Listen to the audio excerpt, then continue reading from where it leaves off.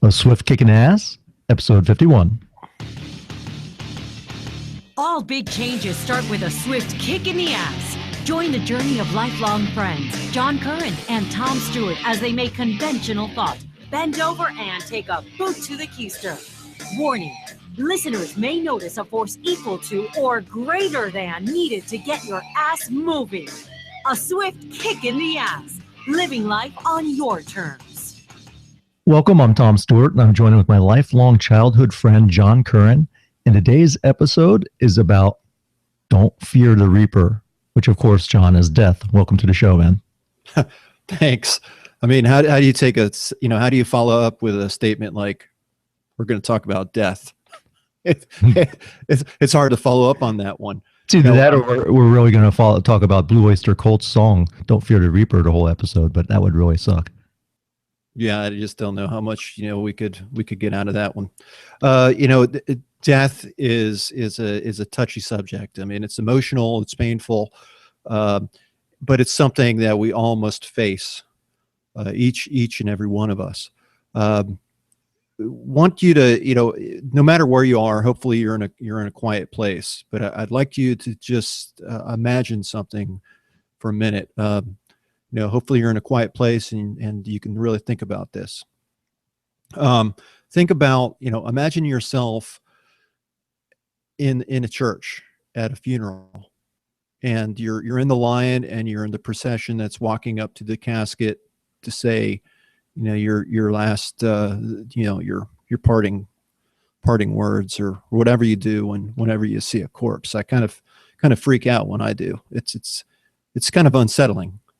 But so you're in the line, you're approaching the casket, and you walk up to the casket and you look down, and it's you. What do you think? And as soon as you see that it's you, someone comes up and says to you, would you please say the eulogy? What would you want said about yourself? Is it going to be that you drive an expensive sports car, you live in a big house, you're a sharp dresser, you have the Rolex watch? Probably not, man. You're probably going to talk about how you were a good friend, how you were loving, how you loved your kids, and you were a good person. You're going to talk about these things that are most important to you. And that is really the key, I think, to not fearing death. Well, John, you know what I'm going to do at my funeral? I'm going to have a closed casket, and halfway through the sermon, I'm going to have them stop and start playing Pop Goes the Weasel. Yeah, that will. I could just see the people running out of the room. The one step, that you could just make that just out of, off the top, out of I don't even know what to say, but you could have a spring-loaded casket that where you actually did pop up out, and you could wave. That would my parting gesture. That'd be great. But it was Mark Twain that said, "The fear of death follows from the fear of life. A man who lives fully is prepared to die at any time." And I'm not ready to die by any means. I still have some things on my bucket list that I want to do. Did you know who was ready to die at any time? And that was part of their philosophy, is what Mark Twain just quoted there. No. The samurai. The samurai were in their mind already dead. So every time they went into a battle, they had nothing to fear. They did not fear the Reaper because they considered themselves dead already. So it took away their fear, and it actually made them better in combat. It's funny you say that, Tommy, because as I was preparing for the show, I was kind of looking through quotes, and I'm going to look through it. gonna find that because it was a really interesting quote, um, and it talked about dying before you die, and I think that's what you just mentioned. Yeah, I read it in the Book of Five Rings, which was a famous book written by a samurai who had supposedly, the most battles ever. And that was one of their philosophies that all samurai shared. But that's one that they, a lot of business people will take that to mind and try to put it into effect, just as they would the art of war. That's real popular by Sun Tzu. But that's where it came from. Yeah, this I found it. It said, "Death is a stripping away of all that is not you. The secret to life is to die before you die and find that there is no death." It's I read that and I thought, man, that's really deep. I don't even know if I understand that myself all that well. But with that being said, you should ask yourself questions like this. If your life ended tomorrow, would you be proud of what you left behind?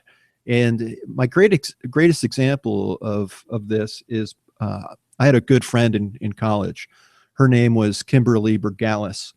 She died on December 8th, 1991, and she was the first person, or believed to be the first person in history to die, to be purposely infected by a healthcare worker. You may have With AIDS, right? Yeah, with AIDS. She went to her dentist, and her dentist was he was not only HIV positive, but he was suffering from AIDS, and it's believed that he purposely infected not only her but several other of his patients. Um, she made the cover of People magazine. I mean, this was big news back in the early 90s, and unfortunately Kim lost her life from it. It was truly a death sentence back then. But when I think about Kim, and I think about how she faced death, and especially being so young, it would be very easy to just be very angry and mad at the world and kind of isolate yourself. But Kim did not do that. Kim actually became very outspoken, and presented her case before Congress. And it's because of Kim we have things like universal precautions, and we have much more stricter standards in place to protect the public good. It's she was so courageous in the face of death, and she did not fear the reaper. I think about her quite a lot because of the example that she gave really all of us, and because of her we're much safer. She turned lemons into lemonade. She knew that there was no changing it. She had a death sentence, and she absolutely made the most out of it. Not only for not for herself, but for everybody else. She handled that conviction with much grace, I think. And as I said, I think a lot about her, and I'm thankful to have known her. And I kind of. Yeah, it says that she was in the last months of her life, or was cited by some politicians and journalists as an example of blameless HIV infection that had been allowed to happen due to the CDC and the healthcare industry being overly responsive to the concern of AIDS activists and gay community. Yeah, I mean, if you remember, back then, AIDS wasn't necessarily in the. I mean, it was in the spotlight, but a lot of people didn't take it all that seriously because they thought, well, it's just gonna it's gonna kill a lot of homosexuals, and a lot of people thought that was good, So the dentist who was homosexual was it's my understanding, I didn't know him, but he was, I understand he was very angry and upset by that and wanted to put this disease into, into the spotlight. And quite frankly, I think he murdered those people.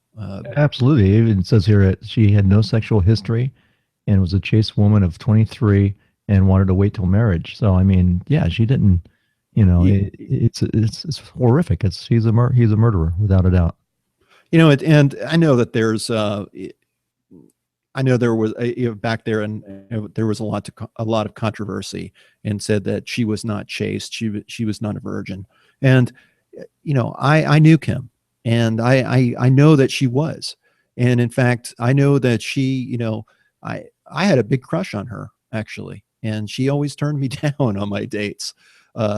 She was that genuine person that she was as genuine as you could get. One of the nicest people I think I ever knew. Very smart and had a bright future. But so how do we take death as about motivating yourself to become a better you, or to become a better person in the world? What is it like? What's happened in your life that caused that whose significant death that made you just say, hey man, this is life here is short. We need to make something of it.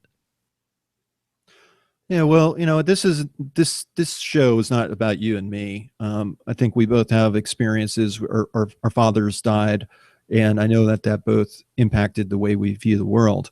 So for me, it's just really my father is probably the most recent that impacted me. But I have others in my life, and I'm sure our audience members, I know that they have people that have been close to them, or maybe not so close.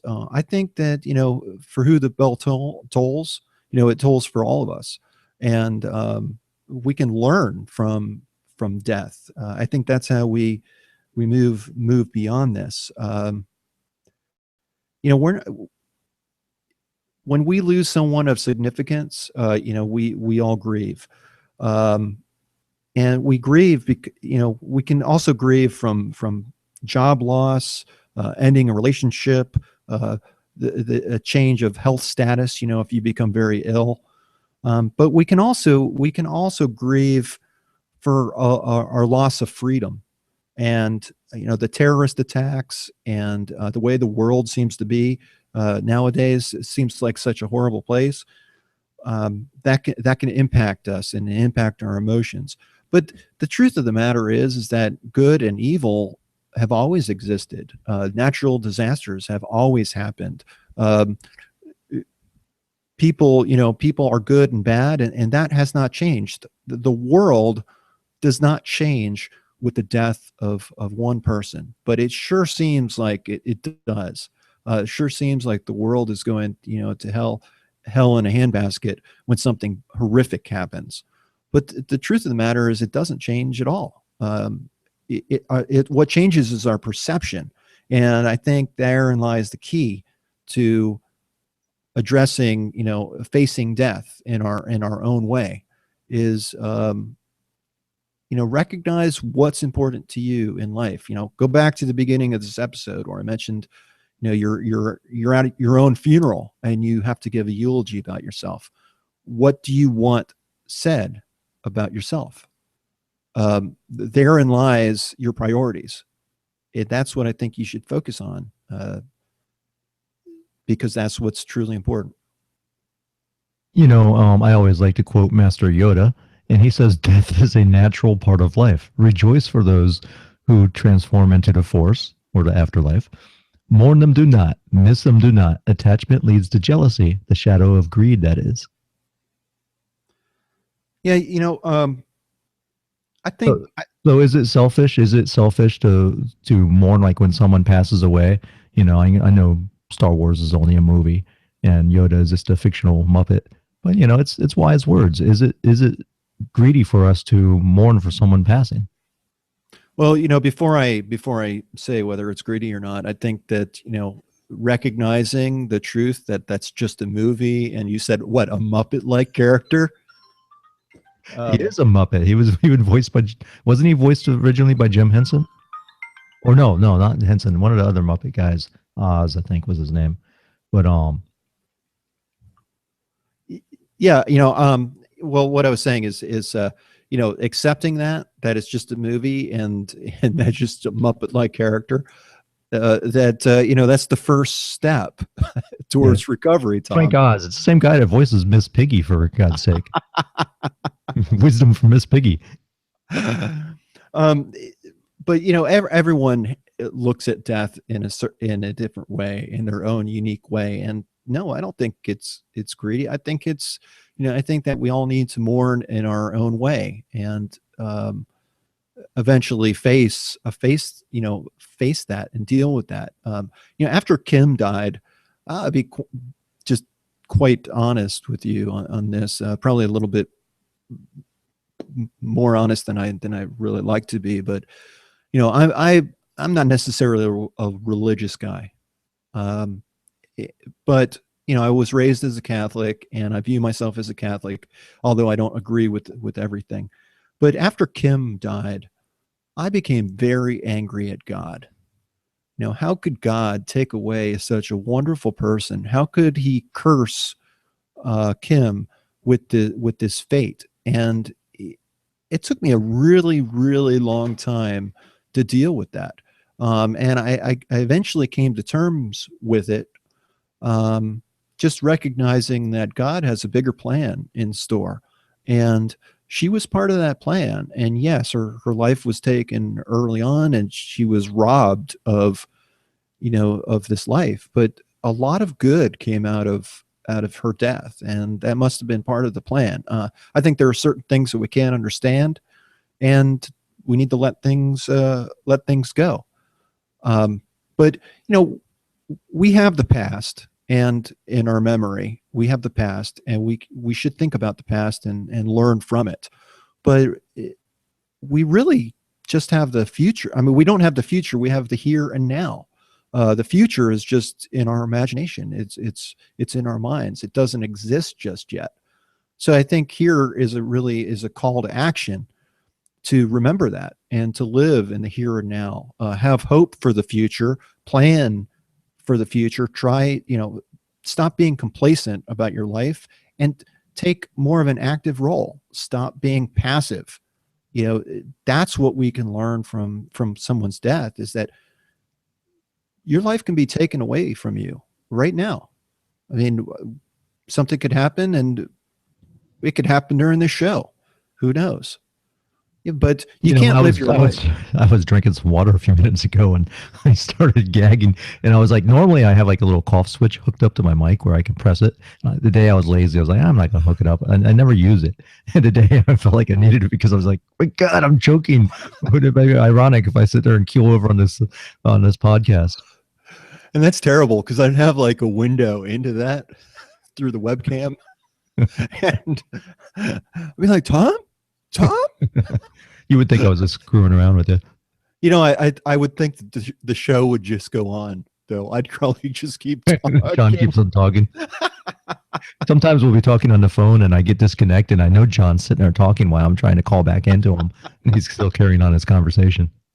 I just hate that. I mean, not knowing that someone's not there. I mean, that's, if I don't hear breath or I don't hear crinkling of paper or something like that when we're on the phone, I ask. Yeah,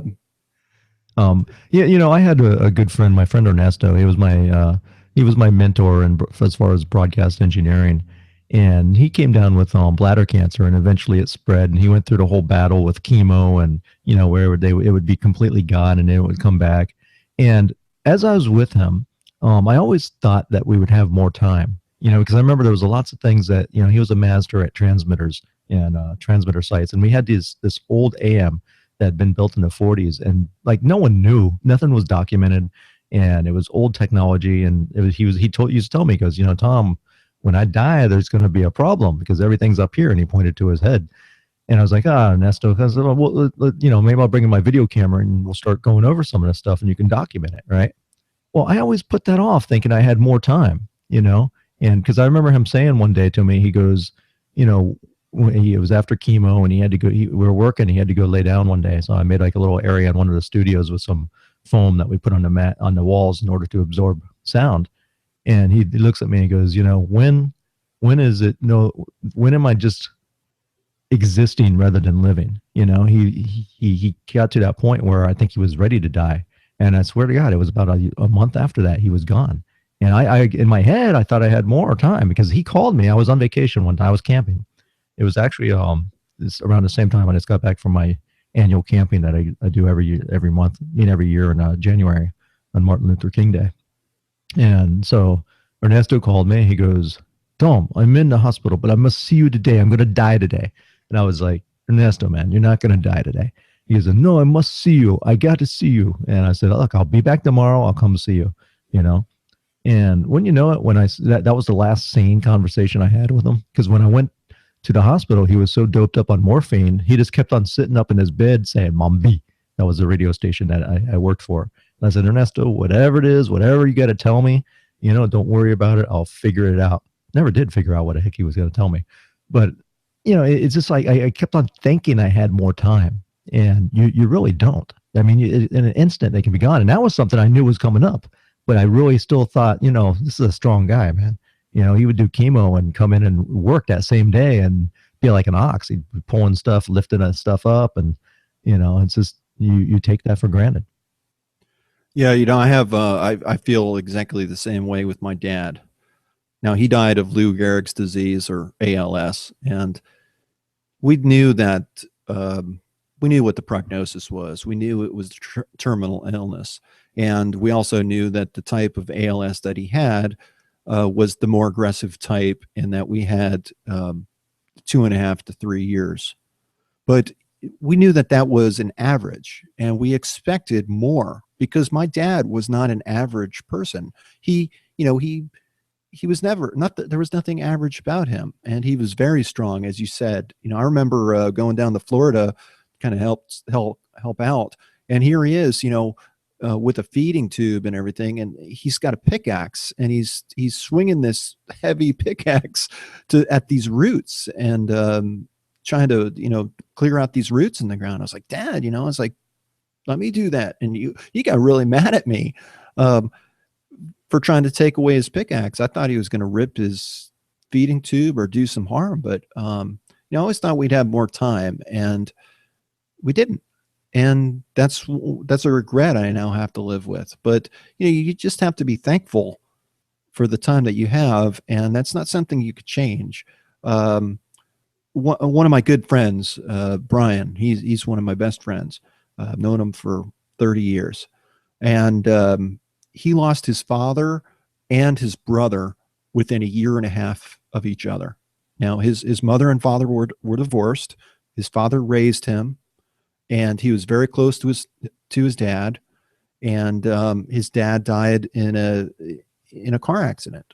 He was coming home from work one day, and for whatever reason, he tried passing another car up on a hill. You're going up the hill, and coming up the other side was a gravel truck.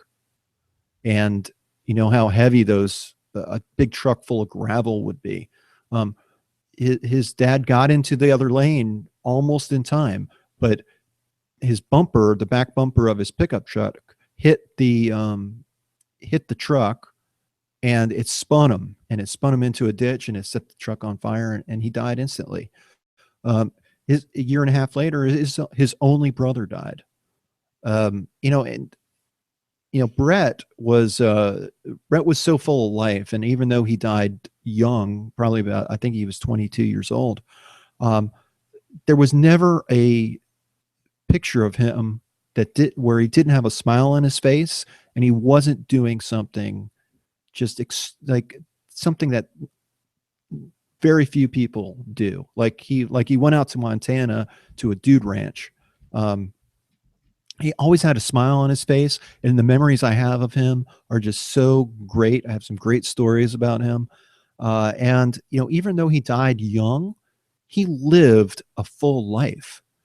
And I think that this is a great lesson to say, if we don't know how much time we have, so we have to just go for it. And if you're unhappy about something, every minute that you're unhappy is 1 minute that you could be happy.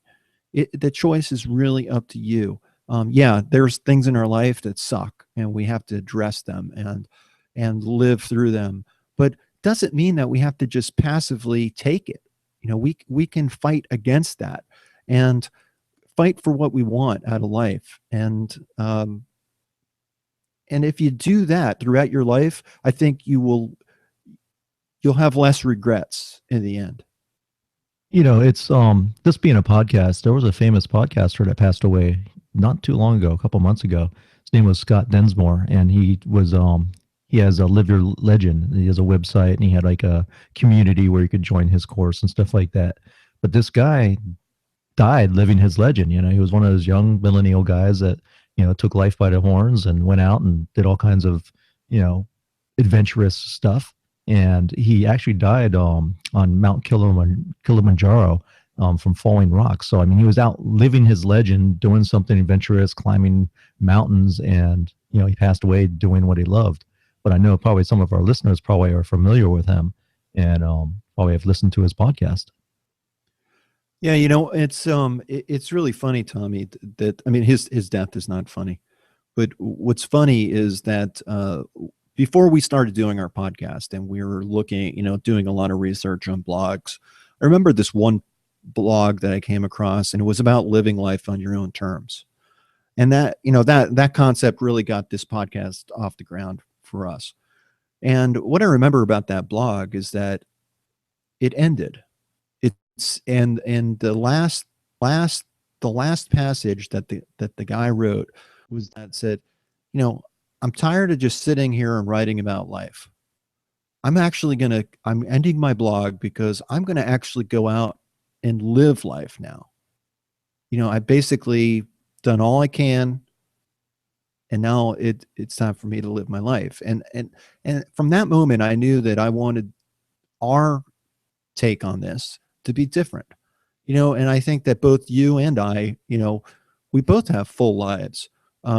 We have legacies. We have children. So we're leaving something behind, and we're leaving a mark on this world. There are really two types of people in this world. There are creators, people who create something of lasting and have leave their own unique stamp of who they were on this earth. They leave something behind for people to remember them by. And then there are consumers. And those are people who just take and take and take and never give anything back. They're not going to be remembered because they've left nothing behind. And it doesn't have to be something big. It doesn't mean that like you have to change the world or, be a famous political, person in history or a celebrity or anything like that. It just means leaving your mark and, raising your children right, or, being a good friend or being a good worker or coworker or a good human being and, making a difference in someone else's life. Yeah. I mean, when you die, you can't take anything with you. Your life is gone. Your material possessions have no meaning whatsoever. What really counts are the relationships that you have in your life, whether that be with your immediate family or your friends, or maybe your friends that are so close you consider them to be family. I recently I have a friend who's turning 50 years old soon, and we're all going to go on a cruise. There's going to be about 30 people. You're bringing me on a cruise? No, I'm not bringing you on a cruise. This is another friend. Oh, I saw another year. Maybe we went on 50. Oh yeah, that's true. And you know what? I think we should start planning that now. We should start planning Tom's 50th cruise. How about a swift kick in the ass cruise? That would be awesome.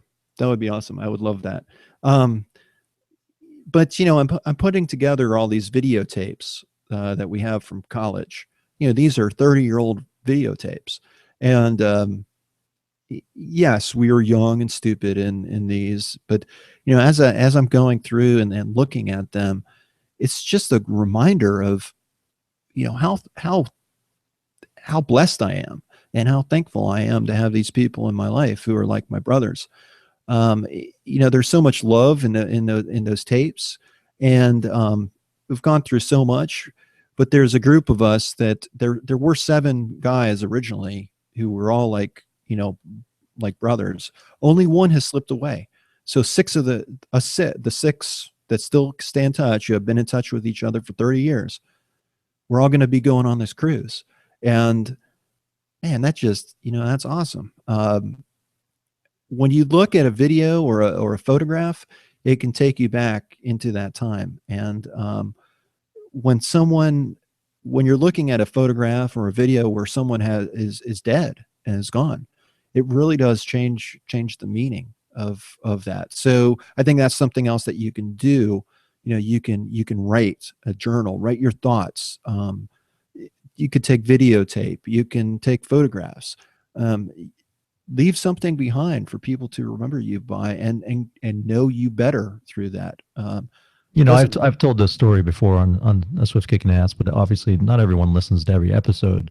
When my father passed away, he passed away in 2003. So a couple of years ago, and maybe had 6 years had passed or something since he had passed away. I was cleaning out my shed and I came across one of those little recorders, like those little cassette mini recorders. And I was tossing stuff in the garbage, and I almost threw it in the garbage. And I pressed a button, and I was like, I doubt this thing's been here since forever. I doubt it's going to work. And to my amazement, the damn thing the little wheels and gears started spinning. And all of a sudden I heard my dad's voice come out of it. And I didn't have any recordings really of my father, very few. And when I heard my dad's voice, I mean, I just started crying, because I was like, my God, it's like, he's here. And he was talking to, first he was talking about, he had a coin laundry at one time, and he was talking about the competition about some ceiling fans or something. But then he started reading the Lord's Prayer on it. And it was just beautiful. I brought it in, immediately showed my mother, because she was always asking me, hey, can you find any kind of footage that has his voice? I just want to hear his voice, So this little piece of crap recorder became like a very cherished item, and it actually, one of the things that had led me into, pursuing this whole digital media thing, because one time I was putting together a documentary, like a life story on my father, and I was getting all this video footage and stuff like that, but I didn't interview him. And I always the same thing. I thought I had more time, and when my father passed away, I kicked myself and said, I'm not going to let that happen. So I made sure I did one for my mom, because I was like, let me tell her life story. But it still bothers me that I never really took the time to record that and capture that for my kids, because my daughter knew him when she was 3, and my son never knew him. He passed away 3 months before my son was born. So, yeah, I don't know if I don't know if we have any recordings of my dad's voice. So you should consider yourself very lucky to have that. They say that your memory of a person's voice is one of the first things that you forget. So I think that's really, really great that you have that. So can I play? This is off YouTube, and it's a thing about death and motivation.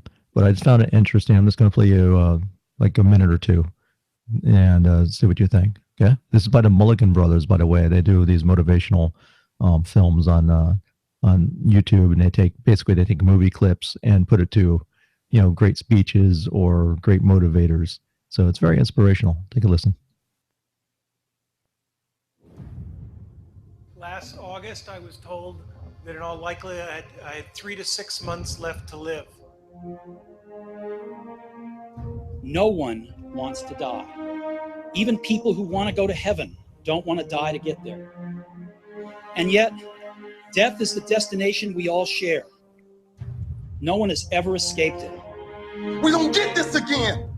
We don't get this again. The clock runs too fast. We are going to die, and that makes us the lucky ones. Most people are never going to die because they're never going to be born. The potential people who could have been here in my place, but who will in fact never see the light of day, outnumber the sand grains of Sahara. Somebody said to me, in light of those numbers, wow, so you're really beating the Grim Reaper. We don't beat the Reaper by living longer. We beat the Reaper by living well and living fully. For the Reaper will come for all of us. The question is, what do we do between the time we're born and the time he shows up? Because when he shows up, it's too late to do all the things that you always want to kind of get around to. And you will need to find your passion. Many of you have already done it. Many of you will later. Many of you may take till your 30s or 40s, but don't give up on finding it. So your passion must come from the things that fuel you from the inside. Find your passion and follow it. And if there is anything I have learned in my life, you will not find that passion in things. And you will not find that passion in money. I don't chase money because I can burn it. So, what do you think, John? Man, I don't know how we can follow that up. You know, that was very powerful, Tom. That was a good clip. I do have one quote. I think it'll be a great way to end this episode. And you know, before I say it, you know, if you're interested in this topic, you know, we'd love to hear about it. We'd like to hear about your experiences. You know, this topic or any other topic. You know, tell us what has motivated you to start taking control of your life, to take more of an active role, and you know, stop being complacent. We'd love to hear from you, and visit us at aswiftkickintheass.com. The quote I have is life asked death, "Why do people love me but hate you?" Death responded, "Because you are a beautiful lie and I am a painful truth." It's anonymous. Nice. Well, John, thank our listeners for checking us out. You can always go to swiftkickinass.com, sign up for our email list. Automatically, you'll get a free membership site, which has courses, the simple financial planning tool, and all kinds of goodies that we'll continuously add in there. And we thank you for listening. Thanks for listening. Till the next time, this is John Curren and Tom Stewart. Later. Later.